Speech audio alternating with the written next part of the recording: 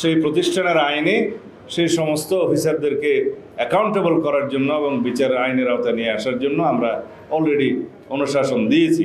একটি elite force হিসাবে একটা বাহিনী থাকবে।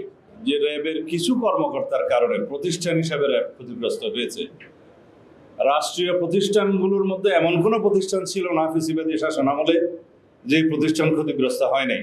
আজকে র্যাবের 22তম প্রতিষ্ঠা বার্ষিকী ছিল। আমরা এই প্রতিষ্ঠা বার্ষিকী অনুষ্ঠানে এসেছিলাম। যেহেতু র্যাবটা গঠিত হচ্ছে 44% পুলিশ, 44% আর্ম ফোর্সেস ডিভিশনের ম্যান পাওয়ার সেনাবাহিনী এবং বাকি আনসার বিডিবি সিভিল স্টাফ, তারা সবাই ছিলেন, রিপ্রেজেন্ট করেছেন।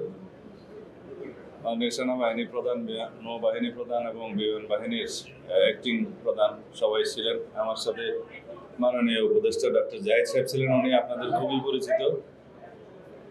তা আমাদের সমস্ত অনুষ্ঠান শেষ। আমরা আশা করছি আগামী দিনে সম্পূর্ণভাবে মানবাধিকারকে সমুন্নত রেখে র্যাব তার সমস্ত কর্মকাণ্ড পরিচালিত করবে এবং আমরা একটি নতুন আইন প্রণয়নের উদ্যোগ নিয়েছি। যে আইনের অধীনে একটি এলিট ফোর্স হিসাবে একটা বাহিনী থাকবে। আমরা র্যাবের নাম আবার রিনেমড করবো কিনা বা অন্য নতুন এলিট ফোর্স আমরা রেজ করবো কিনা সেটা এখনো চিন্তা ভাবনার বিষয়, সরকার বিবেচনা করছে। তবে সব ক্ষেত্রেই এলিট ফোর্সের ক্ষেত্রেই আমরা জবাবদিহিতা এবং স্বচ্ছতা, ট্রান্সপারেন্সি এবং অ্যাকাউন্টেবিলিটি আমরা এনশিওর করবো ইনশাআল্লাহ।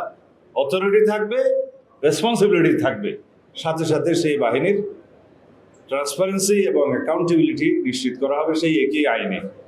সেভাবেই আমরা আগামীতে আইনের শাসন প্রতিষ্ঠা করব এবং জননিরাপত্তা, জনপ্রত্যাশা অনুযায়ী প্রতিষ্ঠিত হবে ইনশাআল্লাহ। আমরা জানি যে র্যাবের কিছু কর্মকর্তার কারণে প্রতিষ্ঠান হিসাবে র্যাব ক্ষতিগ্রস্ত হয়েছে। রাষ্ট্রীয় প্রতিষ্ঠানগুলোর মধ্যে এমন কোনো প্রতিষ্ঠান ছিল না ফ্যাসিবাদী শাসন আমলে যে প্রতিষ্ঠান ক্ষতিগ্রস্ত হয় নাই। সেটা পুলিশ, সেনাবাহিনী, র্যাব, বিজিবি সবাই ক্ষতিগ্রস্ত হয়েছে প্রতিষ্ঠান হিসাবে। কিন্তু আমাদের স্মরণ রাখতে হবে, কয়েকজন কর্মকর্তার অ্যাক্টিভিটিস পুরো প্রতিষ্ঠান দায় দায়িত্ব নিতে পারে না। আমরা এখন যার যার নিজস্ব আইনে, সেই প্রতিষ্ঠানের আইনে সেই সমস্ত অফিসারদেরকে অ্যাকাউন্টেবল করার জন্য এবং বিচার আইনের আওতায় নিয়ে আসার জন্য আমরা অলরেডি অনুশাসন দিয়েছি। কারণ প্রতিষ্ঠান দায়ী না, আইন আছে, প্রতিষ্ঠান কিভাবে চলবে, কর্মকর্তারা কিভাবে সেই আইন মাফিক পরিচালিত হবে। যদি কিছু সংখ্যক কর্মকর্তা কর্মচারী বিপদগ্রস্ত হয় বা বিপদে যায়, তারা পার্সোনালি দায়ী, কোনো প্রতিষ্ঠান দায়ী না। আমরা সেই দৃষ্টিতেই দেখি। ঠিক আমেরিকা যেই সময় র্যাবের উপরে স্যাংশন দিয়েছিল, সেই সময় র্যাব এমন কিছু কর্মকাণ্ডে জড়িত ছিল, রাজনৈতিক হাতিয়ার হিসেবে ব্যবহৃত হয়েছিল। সেই সময় ফ্যাসিবাদী সরকারে যারা দণ্ডমুণ্ড ছিলেন, শেখ হাসিনা তার রাজনৈতিক হাতিয়ার হিসেবে তাদের উদ্দেশ্য চরিতার্থ করার জন্য, একদলীয় শাসন ব্যবস্থা এবং একদলীয় রাষ্ট্র ব্যবস্থা কায়েমের জন্য যে উদগ্র বাসনা তাদের ছিল, সেটা কায়েমের জন্য এভাবে অনেক প্রতিষ্ঠানকে ব্যবহার করেছে। সেই কারণে র্যাবের উপরে যে স্যাংশনটা আমেরিকা ইম্পোজ করেছে সেটা এখনো বহাল। কিন্তু আমরা যদি এলিট ফোর্স হিসেবে একটা নতুন ফোর্স রিনেমড করি বা রেজ করি, সেখানে হয়তো তারা বিষয়টা পুনর্বিবেচনা করবেন, সেটা আশা করা যায়। তো এখন অনেক কিছু বাকি আছে, দেখা যাবে।